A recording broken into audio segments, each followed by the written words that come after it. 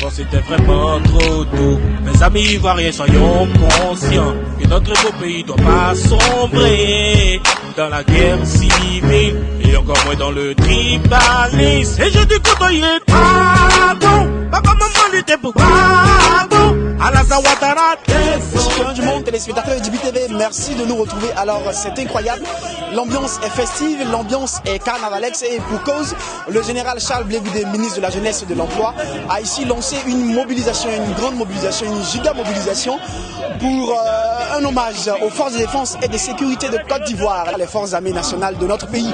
Alors ces forces armées qui depuis 2002 font front, ces forces armées qui depuis 2002 défendent la nation, pour ceux qui sont restés loyaux et dans leur majorité d'ailleurs à la cause nationale, à la cause ivoirienne. Alors pour ceux-là, le général Charles Blé Goudé a décidé de mobiliser toute la jeunesse afin de leur manifester le soutien, afin de leur prouver que la Côte d'Ivoire soutient leur combat, que la Côte d'Ivoire soutient leur cause.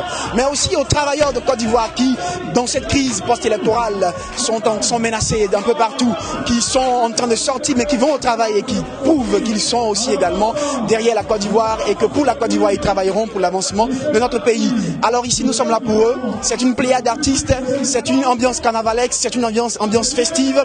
Les artistes passent pour prester. Le général Charles Blé Goudé, qui est là, rendra cet hommage par un message fort que la jeunesse apprécie. Merci de nous suivre.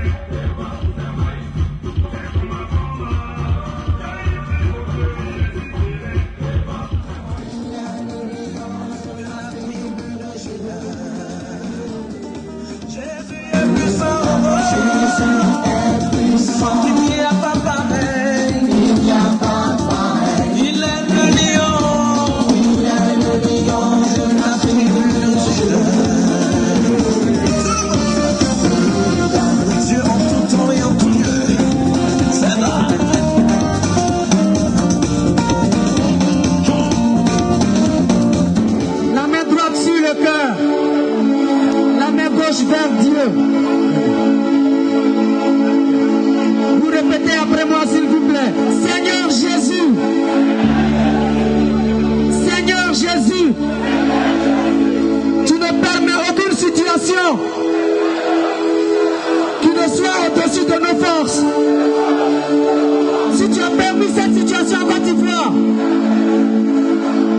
nous savons que nous pouvons la vaincre. Mais si toi tu es avec nous, merci pour la victoire. Merci pour la victoire. Merci pour la victoire. Amen.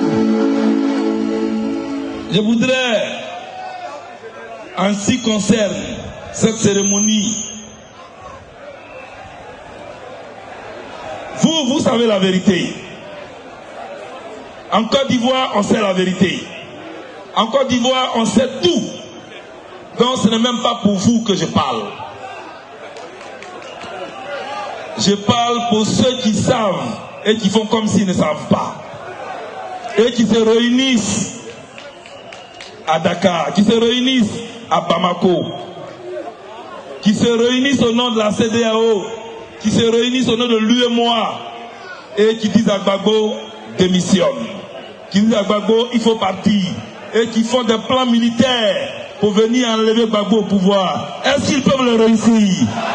Est-ce qu'ils peuvent va réussir. Et il lance des appels à la division de notre armée.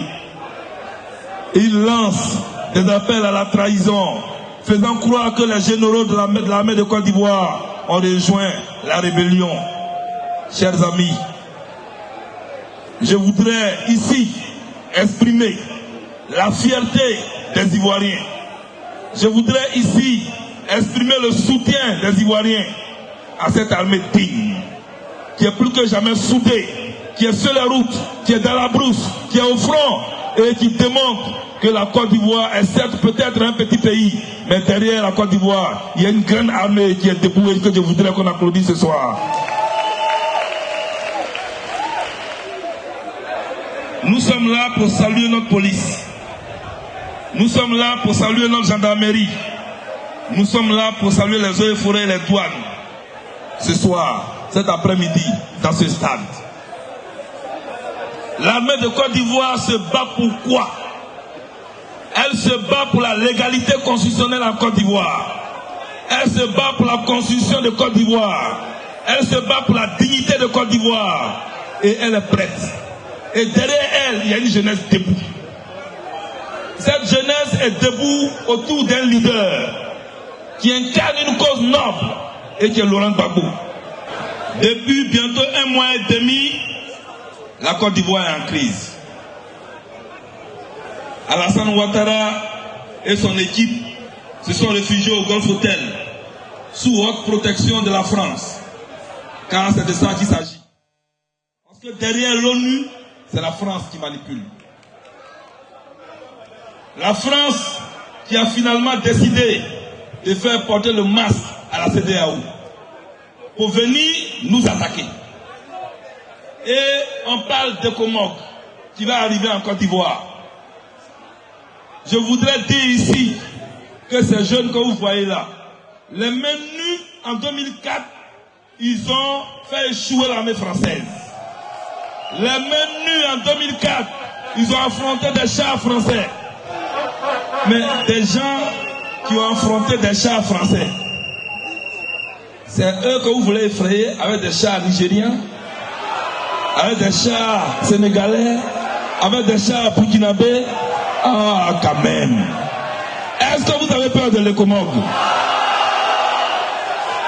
Moi, c'est un simple conseil que je voulais donner. C'est un simple conseil que je voulais donner. Nous ne voulons pas de guerre dans ce pays. La Côte d'Ivoire fonctionne. Peut-être qu'elle ne fonctionne pas très bien, comme tous les pays en crise. Mais la Côte d'Ivoire fonctionne.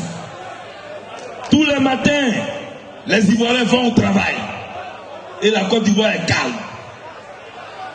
Le Comog qui arrive en Côte d'Ivoire, elle vient apporter quoi? L'armée de la CEDEAO qui vient en Côte d'Ivoire, elle vient apporter quoi? L'ONU qui a voté une résolution pour envoyer 2000 soldats en plus en Côte d'Ivoire, c'est pour apporter quoi? Vous êtes venus, vous les journalistes, vous avez circulé dans les rues. Vous avez vu les Ivoiriens tranquillement qui allaient au travail, qui allaient au champ, qui allaient à l'école. Vous n'avez pas trouvé un pays en guerre. Vous avez trouvé un pays tranquille qui respecte son chef. Vous qui vous réunissez à Addis Abeba, vous qui vous réunissez à Bamako pour la Côte